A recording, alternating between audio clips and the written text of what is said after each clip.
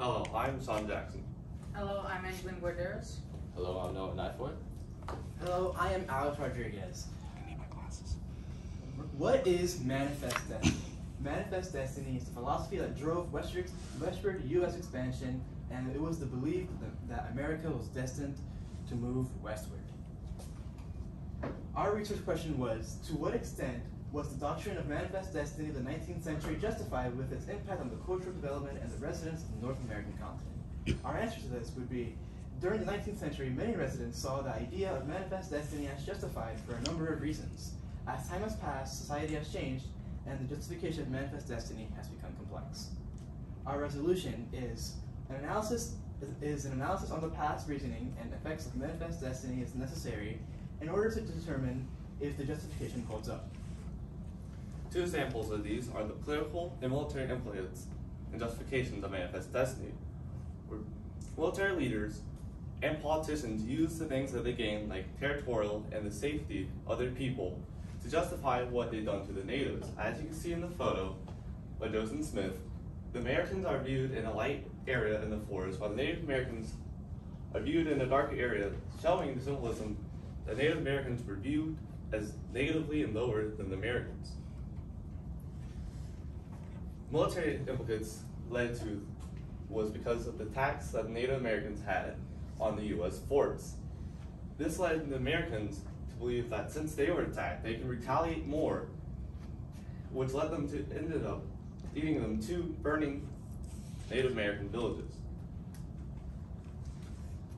Another justification is the economic justification, where it started to lay down the economic roots of the U.S. in the Native American territories, leading to stuff like trading and stuff expanding.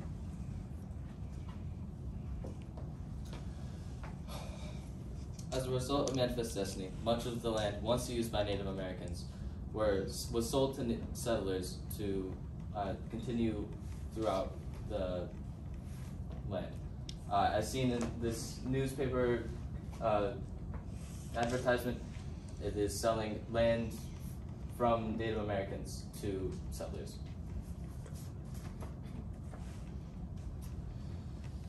Religion was also used to extensively justify manifest destiny, as it was seen as America being a ordained land for settlers to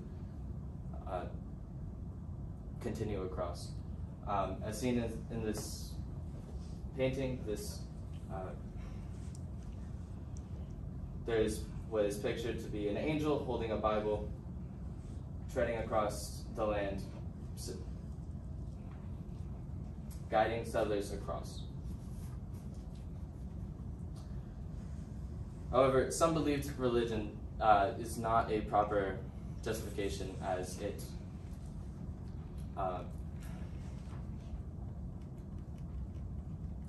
some believe that religion was no justification, as conflict ensued regardless of religious destiny.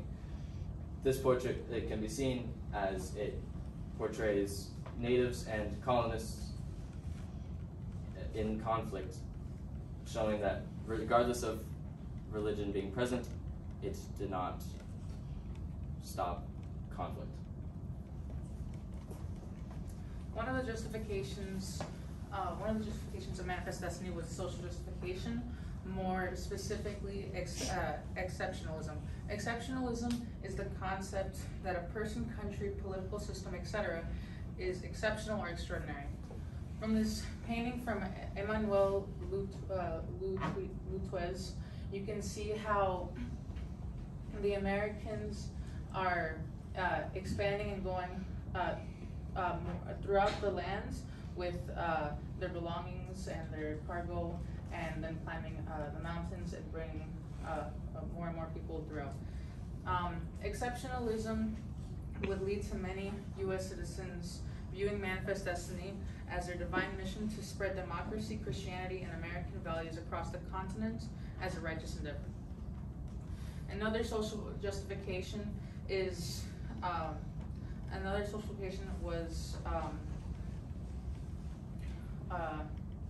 was the usage of the idea of racial superiority. As you can see in this photograph, these are natives attending a boarding school where they were assimilated and their culture was basically suppressed. This was also a quote from Jackson, and it was and this is a sentiment that was followed by other U.S. citizens that held racist beliefs, such as that they were superior to minority groups and that they were destined to overrun them with their quote-unquote superior and more civilized culture. Manifest Destiny had several impacts on Native Americans. Following up on exceptionalism, this would lead to cultural suppression of Native Americans by assimilation. As in this photograph of graduating students, again from the boarding school, this shows how the belief of spreading American values that stems from Americans' exceptionalism belief that it impacted natives, since the U.S. citizens placed policies that assimilated and would suppress native culture in favor of American values. Another example of the impacts of natives, this connecting back to the religious justification that Noah said. This mindset made them believe that God gave Americans divine intervention for their side and that they were the ones that were destined for greatness, as shown in this photo where you see Native Americans being displaced from where they are. Stuff such as religious justification of Christian nationalism was used to justify expanding across North America, which led to natives being forcefully removed, creating issues of displacement and disposition.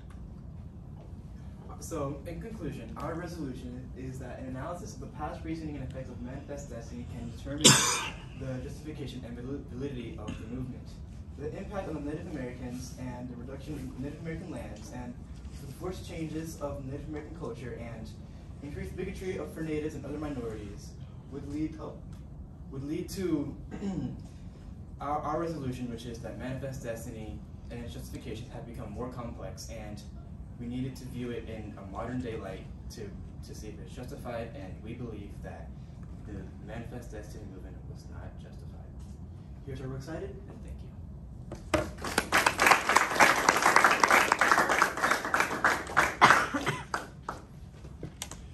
All right, now I'm going to start with you and just go straight across, okay? Reflecting on the work of your colleagues, which one had the greatest impact on your overall understanding of the topic that your group identified?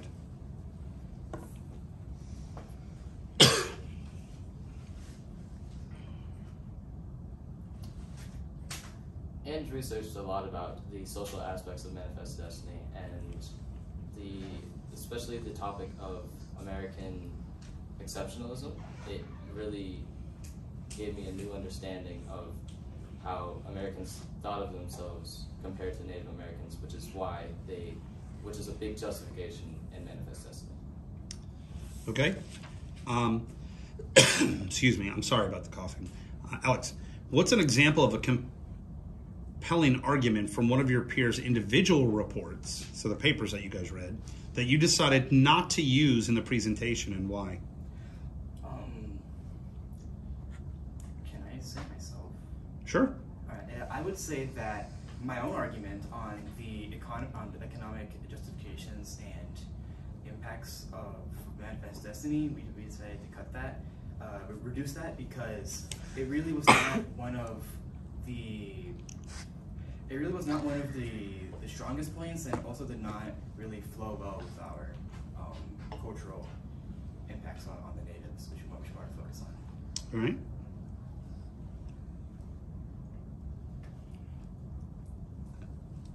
Describe an argument from one of your peers' individual reports that makes you think differently about the conclusion that you guys came up with.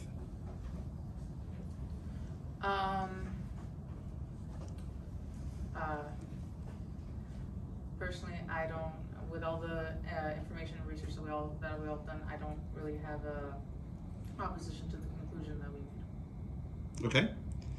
And if you had one more person, a group of 5 instead of 4, what's a perspective or a limitation that you could have reached that would have helped you on this whole project? I think the more views of the everyday citizen at the time would have been better to help us understand the justifications at the time and whether it was just the government that thought these things or if it was both the civilians and the government.